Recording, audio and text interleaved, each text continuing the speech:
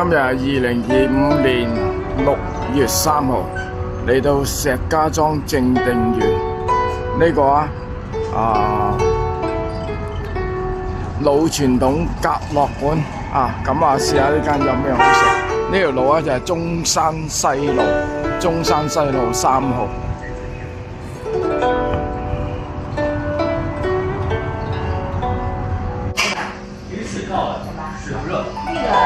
这个我们要1碗给身份表回家拿。弄袋儿里的。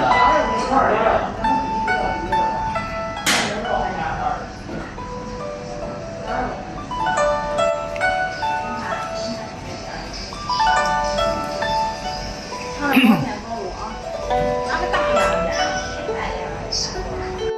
哎呀，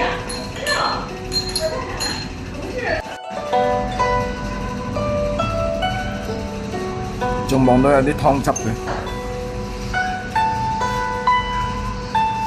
好熱㗎！隔起上嚟仲睇到有啲湯汁喺入邊，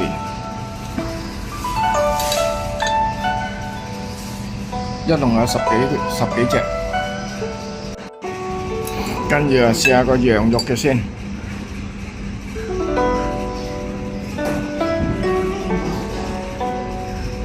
羊肉嘅就好似冇咩水分，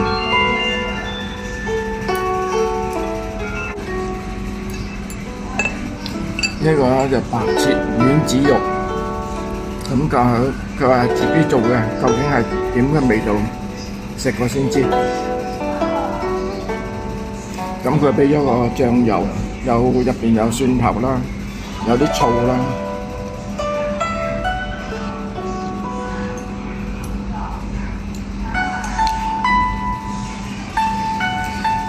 食落口就好似有啲粉包住佢咁，就唔係算太特別。